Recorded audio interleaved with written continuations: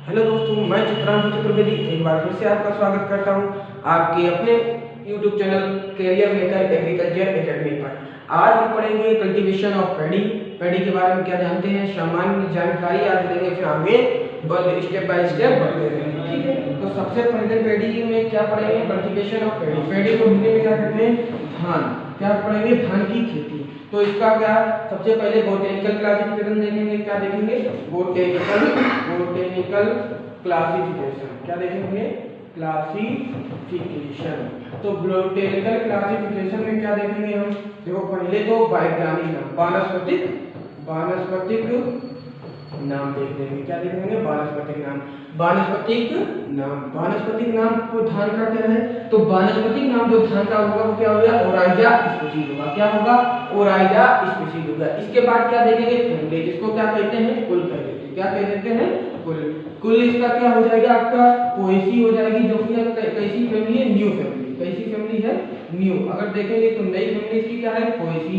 पुरानी फैमिली पूछ ली जाए तो क्या हो जाएगी इसकी, ओल्ड फैमिली। पुरानी फैमिली पूछ ली जाए क्या हो जाएगी इसकी, पुरानी फैमिली क्या हो जाएगी इसकी, आपकी ग्रेमनी। क्या हो जाएगी, आपकी ग्रेमनी हो जाएगी। पुरानी फैमिली क्या हो जाएगी, ग्रेमनी हो जाएगी। इसके बाद क्या क्वेश्चन आएगा दोस्तों, इसके बाद क्या क्वेश्चन आएगा, आप देखिएगा इसके ओल्ड फैमिली। ठीक है, इसके बाद इसके आई गुणसूत्र को। तो गुणसूत्र को लिखते किससे हैं, 2n से लिखते हैं। ठीक है, इसके बाद गुणसूत्र के बाद इसमें गुणसूत्र कितने पाए जाते हैं, 24 पाए जाते हैं। जन्म स्थान की बात आ जाए तो जन्म स्थान इसका क्या है, साउथ ईस्ट एशिया। क्या है, साउथ ईस्ट एशिया, दक्षिण पूर्वी एशिया। क्या है, दक्षिण पूर्वी एशिया। इन देखो, अब हम कुछ आपको जानकारी दे रहे हैं बोटेनिकल नेम के बारे में, फैमिली के बारे में, क्रोमोसोम के बारे में और इसके जन्म स्थान के बारे में। तो आप वो भी देख लीजिए कुछ जानकारी। तो सबसे पहले हमने क्या बताया था आपको, बोटेनिकल नेम। तो बोटेनिकल नेम या वानस्पतिक नाम। ठीक है, इसके बारे में जान लीजिए आप। सबसे पहले ये जानिए कि बोटेनिकल नेम दिया किसने, मतलब वैज्ञानिक नाम लिखने की पद्धति दी किसने। तो एक कैरोलस लीनियस वैज्ञानिक थे। कौन थे, कैरोलस लीनियस। तो सिस्टम दिया, ये किसने सिस्टम दिया, ये देखो सिस्टम ये किसने दिया, क्या सिस्टम ये किसने दिया, किसने दिया, तो ये देखिए आप, ये दिया वैज्ञानिक नाम लिखने का सिस्टम ये किसने दिया। तो एक वैज्ञानिक थे कैरोलस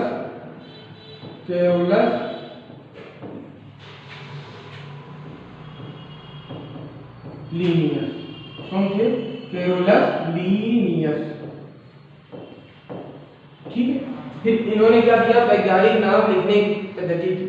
ठीक है, फिर इसके बाद आपको क्या बताना है कि कैरोलस लीनियस ये वैज्ञानिक नाम इन्होंने जो दिया था, कि ये वैज्ञानिक नाम दिए तो कोई ना कोई पद्धति बताई होगी कि इस पद्धति पे वैज्ञानिक नाम लिखे जाते हैं। तो किस सिस्टम से लिखे जाते हैं, सिस्टम पूछ लिया जाए, वैज्ञानिक नाम किस सिस्टम पे लिखे जाते हैं, किस सिस्टम से लिखे जाते हैं, द्विनाम। किस पे, द्विनाम पद्धति पर। किस पे, द्विनाम पद्धति पर। किस पे लिखे जाते हैं, द्विनाम पद्धति पर। ठीक है, फिर पूछा जाए कि ये द्विनाम पद्धति है, ये द्विनाम पद्धति है, तो द्विनाम का मतलब होता है द्विनाम ये किन चीजों से मिलकर बनी है। जो वैज्ञानिक नाम आप लिखते हैं वो किन किन चीजों से मिलकर बने। तो वैज्ञानिक नाम कितने चीजों से मिलकर बने, दो नाम लिखा है तो दो नामों से मिलकर बने हैं। कितने नामों से मिलकर बने हैं, दो नामों से। कितने नामों से मिलकर बने हैं, ये दो नामों से मिलकर बने। कौन कौन से दो नाम है, ये भी जान लो। दो नाम से जो मिलकर बने हैं वो लोग, वो कौन कौन से दो नाम हैं, आप ये भी जान लीजिए। क्या, कि दो नाम कौन कौन से, दो नामों से मिलकर बना द्विनाम पद्धति। द्विनाम पद्धति कितने नामों से मिलकर बना, दो नाम। ठीक है, तो नंबर 1 क्या हो जाएगा आपका, वंश। क्या हो जाएगा, वंश हो जाएगा। क्या हो जाएगा, वंश। नंबर 2 पे क्या लिखा जाता है, आपकी जीनस या जाति। क्या लिखा जाता है, जाति। ठीक है, ये क्वेश्चन हो गया। सबसे पहले क्वेश्चन होता है वैज्ञानिक नाम लिखने का सिस्टम सबसे पहले किसने दिया, तो कैरोलस लीनियस ने दिया। और ये किस पद्धति पे लिखे जाते हैं, तो द्विनाम पद्धति पर। द्विनाम पद्धति कितने नामों से लिखे मिलकर बनती है, तो दो नामों से मिलकर बनती है। पहला क्या होता है, वंश होता है, दूसरा क्या होता है, जाति होती है। ठीक है, फिर अगर पूछ लिया जाए कि बोटेनिकल नेम किस भाषा में लिखे होते हैं, क्या लिखे होते हैं, किस भाषा, किस भाषा में लिखे होते हैं? तो भाषा में कैसे लिखे होते हैं? किस भाषा में लिखे होते हैं? तो लैटिन भाषा में लिखे होते हैं। क्या किसमें लिखे होते हैं? लैटिन भाषा में। लैटिन भाषा के, या अगर ये पूछ लीजिए कैसे लिखे जाते हैं, कैसे लिखे जाते, कैसे लिखे जाते हैं? तो सबसे पहले ये या तो कैसा लिखते हैं, वनस्पति नाम को कैसा लिखते हैं? तिरछा लिखते हैं, तिरछा लिखते हैं। या क्या होता है, नाम के नीचे अंडरलाइन, क्या कर देते हैं? अंडरलाइन कर देते हैं। ये किसकी विशेषता होती है? बोटेनिकल नेम अगर तिरछा लिखा हो, लैटिन भाषा में लिखा हो, तो क्या हो जाएगा उसका? क्या हो जाएगा उसका? आप ये समझ लो वो कैसे हैं वो बोटेनिकल नेम। किसके बोटेनिकल नेम? कैरोलस लिनियस में नाम दिया। पहले इनका नाम था कैरोलस लिनियस, का भी नाम क्या था पहले? बुद्धोलम पद्धति पहले कार्ल वॉन लिनियस। क्या था इनका नाम? Carl von Linnaeus. क्या था? कार्ल वॉन लिनियस था नाम इनका। क्या था? कार्ल वॉन लिनियस था। जब इन्होंने बुद्धोलम पद्धति दी तो इन्होंने अपना भी नाम किस पे रख लिया? इनकी वंश क्या था? कैरोलस। इनका वंश क्या था? कैरोलस था। और जाति क्या थी इनकी? लीनियस थी। कैरोलस था। और इनकी जाति क्या थी? लीनियस। क्या थी? लीनियस। तो इन्होंने अपना भी नाम किस पे रख लिया? द्विनाम पद्धति पे रख लिया।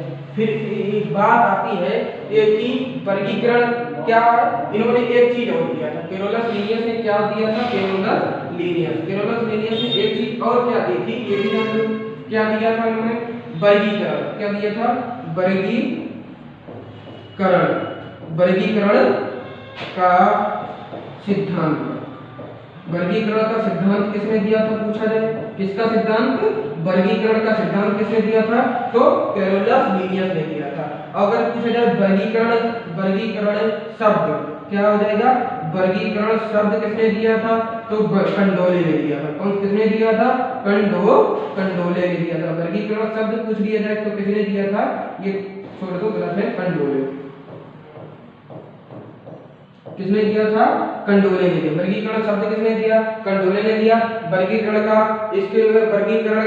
सिद्धांत किसने दिया? कैरोलस लिनियस ने दिया। एक क्वेश्चन और आता है कि वर्गीकरण का प्रयोग, वर्गीकरण का प्रयोग सर्वप्रथम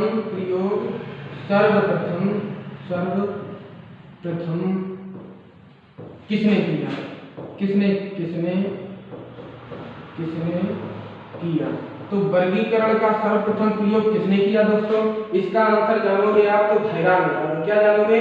हैरान हो जाओगे, क्योंकि किसने किया? सबसे पहले किया इसका प्रयोग अरस्तु ने। किसने किया?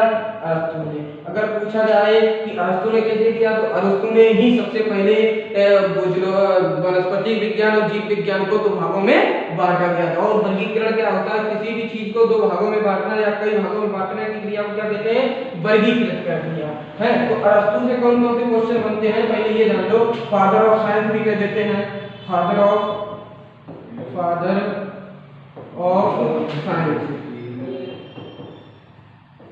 साइंस कह देते हैं। Number 2 father of geology,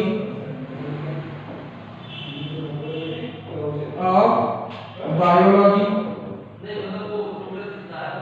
biology, फिर फादर ऑफ बायोलॉजी। फिर अगर पूछ लीजिए फादर ऑफ, उनको और क्या कहते हैं? Father of zoology. क्या कहते हैं? जूलॉजी कहते हैं। Father of zoology, father of biology and father of zoology, father of biology and father of science. ये किसको कहते हैं? अरस्तु को कहते हैं। किसको कहते हैं? अरस्तु को कहते हैं फादर ऑफ जूलॉजी। ठीक है। फिर इसके बाद एक क्वेश्चन और आता है कि अरस्तु के गुरु कौन थे? या इसके बाद क्वेश्चन ये आता है फादर ऑफ जूलॉजी कौन है? अरस्तु है। फादर ऑफ फिर पूछा जाए कि बायोलॉजी को दो भागों में किसने बांटा? तो अरस्तु ने ही बांटा। कितने भाग थे? एक जूलॉजी था। क्या हो जाएगा? जूलॉजी। एक था क्या था? बॉटनी। जूलॉजी को क्या कहते हैं? जंतु विज्ञान। बॉटनी को क्या कहते हैं? वनस्पति विज्ञान। तो जंतु विज्ञान के फादर कौन हो जाएंगे? हम आपको बता ही चुके हैं कि जंतु विज्ञान के फादर कौन हो जाएंगे? आपके अरस्तु हो जाएंगे। लेकिन वनस्पति विज्ञान के पिता कौन हो जाएंगे? थियोफ्रेस्टस वनस्पति विज्ञान के पिता कौन हो जाएंगे? थियोफ्रेस्टस। इतनी जानकारी देख लो। वर्गीकरण का प्रयोग सबसे पहले अरस्तु ने किया। फादर ऑफ साइंस कहते हैं, फादर ऑफ बायोलॉजी कहते हैं, फादर ऑफ जूलॉजी कहते हैं। इसके बाद जूलॉजी को, बायोलॉजी को दो भागों में बांट दिया, एक जूलॉजी हो गया, एक बॉटनी हो गया। जूलॉजी के फादर कौन है? एरिस्टोटल है। देखो एरिस्टोटल क्या है, अरस्तु को इंग्लिश में ये लिखा जाता है, ये अरस्तु पढ़ा जाएगा, एरिस्टोटल, ठीक है। फिर बॉटनी पिता कौन है? थियोफ्रेस्टस है। इसके बाद क्या हमने आपको बताया है? इसके बाद देखिए ना, इसके बाद हमने आपको क्या बताया है, इधर देखिएगा, क्या बताया है हमने आपको कि बोटेनिकल नेम किसने दिया? कैरोलस लिनियस ने। ड्यूरम पद्धति किसने दी? कैरोलस लिनियस ने दी। दो नामों से दी जाती कौन कौन से? वंश और जाति है। दो नाम कौन कौन से? वंश और जाति है। दो नाम कौन कौन से हैं? वंश और जाति है। कौन कौन से? वंश है एक और दूसरा जाति है। लैटिन भाषा में लिखे जाते हैं, परीक्षा लिखे जाएंगे। अगर लैटिन भाषा में लिखे जाएंगे तो या नाम के नीचे क्या होगी? अंडरलाइन होगी। फिर वर्गीकरण का सिद्धांत किसने दिया? कैरोलस लिनियस ने दिया। वर्गीकरण शब्द किसने दिया? डी कंडोले ने दिया। किसने दिया? डी कंडोले ने दिया। ये हो गई बोटेनिकल नेम की बात। अब हम किसकी बात करेंगे? आपकी अब बात करेंगे हम,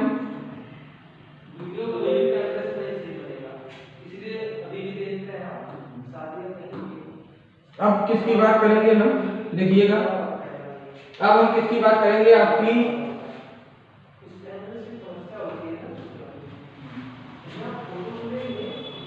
ये भी हो गया कल्टीवेशन ऑफ पैडी। कहाँ? हाँ ये। अब गुणसूत्र के बारे में देख लो, फैमिली गुणसूत्र। गुणसूत्र हमने बताया किसमें लिखते हैं? 2n में लिखते हैं। किसमें लिखते हैं? 2n में लिखते हैं। किसमें लिखते हैं गुणसूत्र को? 2n से लिखते हैं। 2n से लिखते हैं। किससे लिखते हैं? 2n से लिखते हैं। किससे लिखते हैं दोस्तों गुणसूत्र को? 2n से लिखते हैं। किससे लिखते हैं? 2n से लिखते हैं। किससे लिखते हैं? 2n से। और 2n मतलब क्या होता है? 2n का मतलब होता है द्विगुणित। क्या होगा? द्विगुणित। यानी कि जो भी गुणसूत्र होंगे वो हमेशा क्या होंगे? किसी का गुणा दो में भर दो, क्या संख्या आती है? सम संख्या आती है। सम, यानी कि गुणसूत्र जो होंगे वो हमेशा क्या होंगे? सम होंगे। दूसरा गुणसूत्र अगर पूछा जाए गुणसूत्र शब्द किसने दिया? क्या गुणसूत्र शब्द किसने दिया? तो गुणसूत्र शब्द किसने दिया होगा? वाल्टेयर ने। किसने दिया होगा? वाल्टेयर ने। किसने दिया? वाल्टेयर या वाल्टेयर ने, ठीक है। इसके बाद क्या होता है आपका? आगे बढ़ते हैं कल्टीवेशन। आपका ये दोनों बोटेनिकल क्लासिफिकेशन क्लियर हुआ है। अब इसके बाद क्या आएगा आपका कि ये क्या लिखा है कि सर ओराइजा में स्पीशीज की लिखा। हाँ भाई ये भी बात है, आप सभी ने अभी तक पढ़ा होगा। क्या पढ़ा होगा? आप सभी ने अभी तक क्या पढ़ा होगा? सिर्फ ये पढ़ा होगा सर कि मैंने क्या पढ़ा है कि ओराइजा बोटेनिकल नेम क्या पढ़ा है? ओराइजा सेटाइवा पढ़ा है। आज तक हमने स्पीशीज नहीं पढ़ा है सर। ओराइजा क्या पढ़ा है? ओराइजा और सेटाइवा पढ़ा है। क्या पढ़ा है? Oryza sativa. तो सेटाइवा क्यों पढ़ा है ये भी जान लो सर, क्योंकि हमने स्पीशीज इसलिए, क्योंकि आप कल्टीवेशन वहां से कर रहे हैं 11th क्लास में, आप कल्टीवेशन करते हैं इसलिए ओराइजा सेटाइवा पढ़ते हैं। हमने स्पीशीज क्यों लिखा है? क्योंकि आपको कंपटीशन पर्पस से लिखना होगा। क्योंकि अब देखो स्पीशीज यहाँ पे हमने क्यों लिखा है, तो क्या हमने लिखा? ओराइजा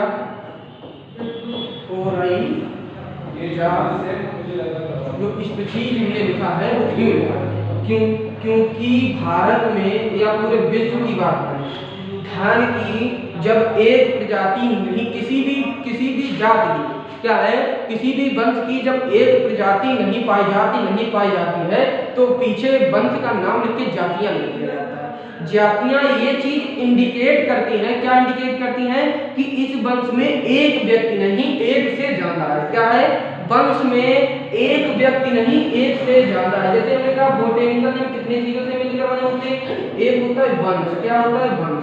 एक होती है जाति, ठीक है। अगर कोई एक जाति होती तो हम उसका नाम लिख देते, लेकिन वंश उसका एक ही है। इस वंश की एक नहीं कई जातियां पाई जाती हैं। तो हम जातियों को, हर जाति को तो नहीं लिखते थे, तो हमने क्या लिख दिया? ओराइजा स्पीशीज, यानी कि ओराइजा जो वंश है उसकी कई सारी जातियां पाई जाती हैं। तो इसी टॉपिक को लेकर हम जब आगे चलेंगे, कहाँ चलेंगे? आगे चलेंगे तो आप देखेंगे कितनी प्रजातियां पाई जाती हैं। जब सर आपने बताया है कि ओराइजा सेटाइवा की कई प्रजातियां पाई जाती हैं, तो ये भी बता दीजिए सर कि कितनी प्रजातियां पाई जाती हैं। तो दोस्तों ओराइजा सेटाइवा की पूरे विश्व की अगर बात करें कितनी पाई जाती हैं, 24 प्रजातियां पाई जाती हैं। हाँ सर ये तो बहुत बढ़िया बात है कि 24 प्रजातियां पाई जाती हैं, अच्छे से खेती होगी फिर। पर सर हमें एक ही का नाम पता है, किसका पता है, ओराइजा सेटाइवा, क्योंकि आपने तो पढ़ा ही है। क्या पढ़ा है आपने, ओराइजा सेटाइवा ही पढ़ा है और कुछ पढ़ा ही नहीं है। तो इसके आगे देखिए क्या होता है, ओराइजा जो आपका क्या है, ये 24 जातियां हैं, क्या है 24 जातियां ये जो पाई जाती हैं, ये जो 24 जातियां पाई जाती हैं, इन 24 जातियों में एक चीज है, क्या है, एक चीज वो क्या है, जो 24 जातियों में कुछ जंगली भी है। ठीक है, अब सर जंगली क्या होती है ये भी हमको बता दो। जंगली वो होती है जिनका हम प्रोडक्शन करें, क्या करें, प्रोडक्शन करें और उसका बोनस बेनिफिट हमको ना मिल पाए। प्रोडक्शन हम किस लिए, क्या धान की खेती हम क्यों करते हैं, क्योंकि अधिक से अधिक उत्पादन हो। अब हम धान की खेती करें और उत्पादन उसमें बिल्कुल हो ही ना, तो ऐसा हो नहीं सकता। तो जिन लागत अधिक हो उत्पादन कम हो उनको हम किसमें डाल देते हैं, जंगली, या जो खाने योग्य ना हो वो प्रजातियां क्या हो जाएंगी, जंगली। तो 24 में से कुछ तो वाइल्ड थी, वाइल्ड मतलब जंगली, कुछ कल्टीवेटेड थी, कल्टीवेटेड मतलब होता है खेती योग्य, क्या होती है, खेती योग्य। तो वाइल्ड स्पीशीज कितनी थी दोस्तों, तो वाइल्ड स्पीशीज आपकी थी कितनी, 22। ये बड़ी दुख की बात है सर कि आप प्रजातियां कितनी पाई जाती हैं, प्रजातियां पाई जाती हैं, प्रजातियां कितनी पाई जाती हैं, अरे यार सब रेंज हो गया है। चलिए देखिए हमने क्या बताया था, ओराइजा, क्या बताया था, ओराइजा सेटाइवा, ओराइजा, देखिए ओराइजा सेटाइवा में कितनी प्रजातियां पाई जाती हैं, 24 प्रजातियां पाई जाती हैं। कितनी पाई जाती हैं, 24 प्रजातियां पाई जाती हैं। 24 में से वाइल्ड कितनी होती है, हमने कहा था कितनी वाइल्ड होती है, 22 वाइल्ड होती है। तो खेती कितने की, अगर कल्टीवेटेड पूछी है, कल्टीवेटेड या खेती कितने की जाती है, तो खेती की जाती है दोस्तों 2 की जाती है। कितने की जाती है, खेती कितने की जाती है, 2 की जाती है। सर 2 की खेती की जाती है, पर हमने आज तक एक ही पढ़ा, क्या है, आज तक एक ही पढ़ी है। और सर 22 तो हमने बिल्कुल पढ़ी नहीं, ये हमें नहीं पढ़ना है क्योंकि ये जंगली है।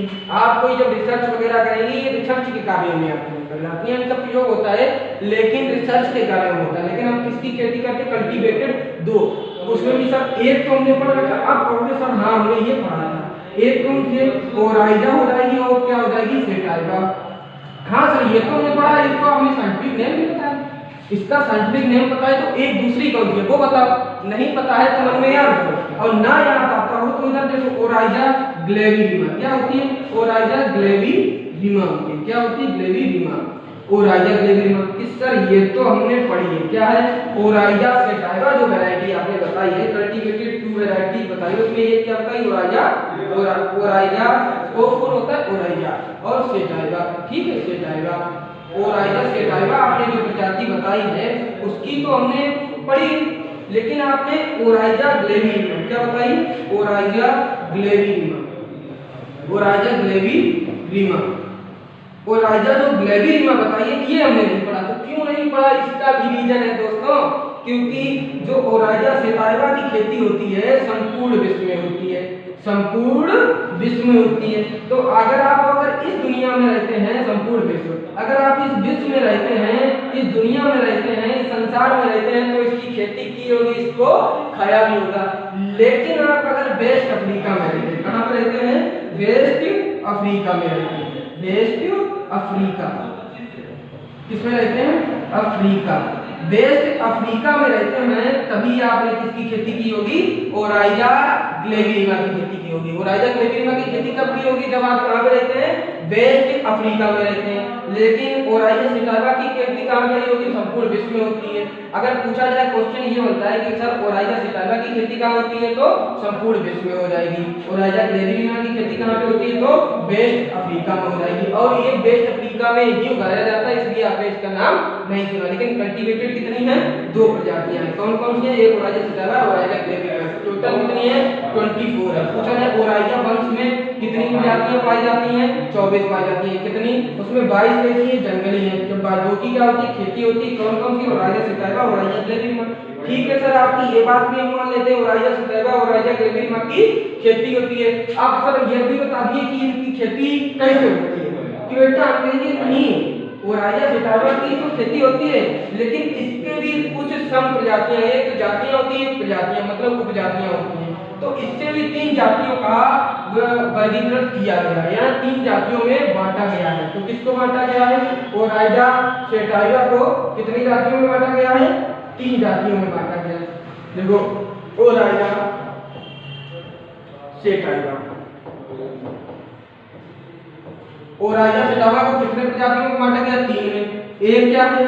देखियो इन तीनों को देखो, बड़े ध्यान से देखना, आपके लिए बहुत इंपॉर्टेंट है ये प्रजातियां। मैं बता रहा हूँ, इन्हीं से क्वेश्चन आता है और कहीं बाहर से क्वेश्चन नहीं आता। आईसीआर, बीएचयू, यूपी कैडेट के एंट्रेंस एग्जाम के लिए यही प्रजातियां हैं। कौन सी हैं? यही प्रजातियां जैसे ओराइजा, एस्पोर्ट, सेटाइवा, वैरायटी क्या हो जाएगी? वैरायटी हो जाएगी इंडिका। क्या हो जाएगी? इंडिका।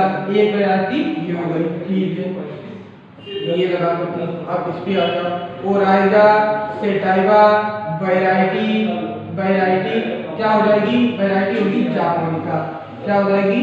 जापानिका, ठीक है। इसके बाद क्या हो जाएगा? आगे बढ़ो, ओराइजा सेटाइवा वैरायटी जापानिका, क्या हो जाएगी? जापानिका, ठीक है। ये 3 प्रजातियों में किसको बांटा गया? ओराइजा सेटाइवा को बांटा गया। किसको बांटा गया? ओराइजा सेटाइवा को बांटा गया। कि ठीक है सर, इन 3 को प्रजातियों को बांटा गया, पर इंडिका समझ में नहीं आ रहा। असल में इंडिका में बांट दिया गया, जापानिका में बांट दिया, क्यों बांट दिया गया? तो बेटा बांट इसलिए दिया गया है, जैसे कि आपके घर के कोई बाबा है, ठीक है, आप ये समझ, बाबा है, ठीक है, बाबा के कितने, आपके पिताजी आप लड़के किसके हैं? बाबा के लड़के होंगे। तो बाबा के कितने? 4 लड़के, अब तक में 4 या 5 लड़के होते हैं, पर हमने यहाँ पे कितने मान लिए कि 24 लड़के थे। बाबा के उनके कितने लड़के? 24 लड़के थे। लेकिन जो 22 लड़के थे वो जंगली, मतलब वो क्या हो गए? शराबी कबाबी निकल गए। क्या हो गए? शराबी कबाबी निकल गए, इसलिए जंगली लड़के कहते थे उनको। क्या कहते थे? जंगली लड़के कहते थे। लेकिन तो जो लड़के थे वो होशियार पढ़ने में थे, क्या थे? वो सब काम करते थे, तो कामदार लड़के थे। क्या थे? कामदार लड़के, यानी कि जिनकी खेती हो सकती थी, खेती हो सकती थी। अब जो पढ़ेगा लिखेगा उसी की शादी होगी। क्या होगी? जो पढ़ेगा लिखेगा उसी की तो शादी होगी, बढ़िया से नौकरी करेगा, ठीक है। पागल आदमी से कौन शादी करता है? फिर इसके बाद क्या हो जाएगा? तो इनके शादी हुई, तो इनके ये 2 बच्चे इन्होंने दिए। कितने? इनके तो 2 बच्चे हुए। एक पे ओराइजा, एक का, इनके जो 2 बच्चे थे उनका नाम था, एक का ओराइजा सेटाइवा और ओराइजा ग्लेविरिमा। क्या था? ग्लेविरिमा। तो ओराइजा सेटाइवा की शादी हो गई। शादी होने के बाद इसके 3 बच्चे हुए। ये जो बच्चे की बात कर रहे हैं वो यही बच्चे हैं, एक इंडिका है, एक जापानिका, एक जापान है। फिर एक बच्चा इनका क्या हुआ है कि इंडिया में रहने लगा, उसका यहाँ का कल्चर अच्छा आया, यहाँ पे खेती करने लगा। क्या करने लगा? ओराइजा सेटाइवा का जो एक लड़का था वो इंडिया में रहने लगा। कहाँ पे रहने लगा? इंडिया में, क्योंकि उसको इंडिया अच्छी लगी। तो उसका नाम क्या हो गया? पहले उसका बाप का नाम लिख दिया। क्या हुआ? ओराइजा सेटाइवा वैरायटी करके हमने क्या लिख दिया? वैरायटी करके हमने क्या लिख दिया? इंडिका। इंडिया में रहता है इसलिए क्या कर दिया? इंडिका कर दिया है। फिर तो कहाँ पे रहता है ये? इंडिया में रहता है। सुनते जाना, सब याद हो जाएगा आपको। फिर दूसरा लड़का क्या है? ओराइजा, वो दूसरे लड़का का नाम था जापान। दूसरा लड़का का नाम क्या था? जापान। तो वो चला गया, दूसरा लड़का इनका कहाँ चला गया? जापान में चला गया। कहाँ चला गया? जापान में। और उनका नाम क्या था? जापानिका। जापानिका नाम था, वो कहाँ पे चला गया? जापान में। तो दूसरा लड़का क्या है? Oryza sativa variety japonica. क्या कहाँ चला गया? जापान में। तीसरा लड़का था, उसने कहा सर नहीं पिताजी, हम तो कहाँ जाएंगे? इंडोनेशिया में। कहाँ जाएंगे? इंडोनेशिया में जाएंगे पापा। उन्होंने कहा जाओ बेटा, तुम इंडोनेशिया में अपनी जवानी काटने लगे। कहाँ जवानी काटने लगे? इंडोनेशिया में। तो तीसरा लड़का क्या था? ओराइजा सेटाइवा, उसने अपना नाम दे दिया कि जाओ मेरा नाम को बढ़ाओ जाके। वैरायटी किसका था? उनका नाम क्या था? जवानिका था। क्या नाम था? जवानी में। कहाँ काटे जाके? इंडोनेशिया में काटे जाके। कहाँ पे काटे जाके? इंडोनेशिया। तो इंडोनेशिया जो है, अब देख लो, अब क्वेश्चन जो आता है वो सब क्वेश्चन आपको याद होगा। पहले वैरायटी पूछा जाएगा आपका, ओराइजा सेटाइवा की कितनी प्रजातियां पाई जाती हैं, ओराइजा सेटाइवा की कितनी कितनी प्रजातियां पाई जाती हैं, तो मेरे दोस्तों 3 प्रजातियां पाई जाती हैं। इसके बाद पूछा जाएगा कौन कौन सी है। एक है ओराइजा सितारा वैरायटी इंडिका, ओराइजा सितारा वैरायटी जापानिका, ओराइजा सितारा वैरायटी जवानिका। इंडिका की खेती कहाँ होती है? इंडिया में। जापानिका की खेती कहाँ होती है? जापान में। और जवानिका की खेती कहाँ भी होती है? तो दोस्तों इंडोनेशिया में। सब समझ में आ रहा है? सब समझ में आ रहा है? तो अब आगे चलते हैं। अब मेन पॉइंट पे आते हैं। आपका ये पॉइंट क्लियर हो गया। ये आपको जो स्पीशीज पूछी थी उसके बारे में बता दिया आपने, ठीक है। इसके बाद क्या आती है? प्रोटीन। सर प्रोटीन, एक बात होती है प्रोटीन। तो प्रोटीन अगर पूछा जाए पेड़ी में प्रोटीन कितनी पाई जाती है, तो दोस्तों सब में प्रोटीन पेड़ी में कितनी पाई जाती है? 6 से 7 प्रोटीन, 6 से 7%। पर सर हमें यही नहीं पता है प्रोटीन क्या होती है। क्या प्रोटीन क्या होती है? तो दोस्तों ये आप लोग प्रोटीन का निर्माण, प्रोटीन का निर्माण किससे होता है? अमीनो अम्ल से होता है। किससे होता है? अमीनो अम्ल से होता है। किससे होता है? अमीनो अम्ल से होता है। फिर पूछा जाए अमीनो अम्ल की संख्या कितनी होती है, तो 20 संख्या होती है, जिसमें एसेंशियल कितने होते हैं? 10 होते हैं। नॉन एसेंशियल कितने होते हैं? 10 होते हैं। और अगर पूछा जाए कि ऐसे अमीनो एसिड बताओ जो ये आवश्यक में भी आते हो अनावश्यक में हो आते हो, तो लाइसिन और सिस्टीन दो ऐसे अमीनो एसिड हैं जिनकी आवश्यकता भी पड़ सकती है और नहीं भी पड़ सकती है। तो आवश्यकता पूछी है किनको पड़ती है? एक तो जवान बच्चा और एक बड़े बुजुर्ग। किसको जवान पड़ती है? एक तो जवान बच्चा और दूसरा बड़े बुजुर्गों को किसकी जो आवश्यक होते हैं उनको पड़ती है। कुछ ना कुछ स्टेज पर हमेशा आवश्यक नहीं पड़ती है। अमीनो अम्ल की संख्या कितनी है? 20। पाए कितने आते हैं? 10 कितने हैं? आवश्यक और अनावश्यक कितने हैं? 10। फिर प्रोटीन का निर्माण किससे होता है? अमीनो एसिड से मिलकर। ध्यान में प्रोटीन की संख्या कितनी होती है? 6 से 7%। सबसे बड़ा पॉइंट कि सर हमने 6 से 7% देखा, हमने कहीं पे कुछ देखा है सर 7.9%, 7.9% प्रोटीन। सर तो मैं आपको बता दूं जो आप घर में चावल बनाते हैं, क्या होता है? घर में चावल बनाते हैं वो कैसा होता है दोस्तों? तो वो होता है सफेद। कैसा चावल होता है? वो चावल होता है सफेद, व्हाइट राइस। क्या होता है? White rice. क्या होता है? White rice. तो अगर व्हाइट राइस में या चावल में प्रोटीन पूछ दी जाए, व्हाइट राइस में प्रोटीन पूछ दिया, प्रोटीन कितनी होगी? 6 से 7%। परंतु जब आप चावल को कुटवाने जाते हो तो उस पे कैसा कलर होता है? ब्राउन कलर का। धान कैसा होता है? ब्राउन कलर का। ब्राउन कलर का धान होता है, यानी कि पूरा दाल। जब उस पे क्या चढ़ी हो, उस पर ये उसका जो बकला होता है वो चढ़ा हो, तो उसका कैसा होगा? ब्राउन कलर का दोस्तों होगा। तो ब्राउन कलर का जो होता है, अगर पूछा जाए ब्राउन, तो और उसके अंदर क्या होता है? राइस होता है। तो ब्राउन राइस में प्रोटीन पूछ दी जाए तो कितनी पाई जाएगी? 7.9%। सही दोनों हैं। वो व्हाइट राइस में या राइस में प्रोटीन पूछ दिया जाए 6 से 7%। अगर पूछा जाए ब्राउन राइस में प्रोटीन 7.9%। ठीक है दोस्तों। फिर इसके बाद आती है सर फैट। किसकी बात आती है? फैट की बात आती है। तो फैट की बात देख लो। किसकी बात देख लो? फैट की बात देख लो। फैट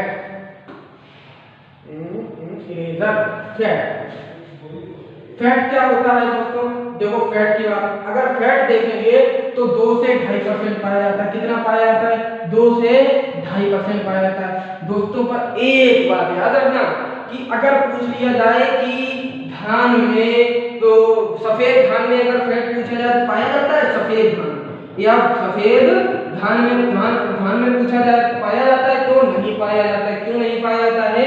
क्योंकि जो फैट की मात्रा होती है, फैट को किसमें पाया जाता है? ब्राउन राइस में पाया जाता है। किसमें पाया जाता है? ब्राउन राइस में। क्यों पाया जाता है? क्योंकि इसके ऊपर क्या चढ़ी होती है? उसकी भूसी। अगर धान से आप भूसी को हटा देंगे, धान से भूसी को हटाने की क्रिया को क्या कहते हैं?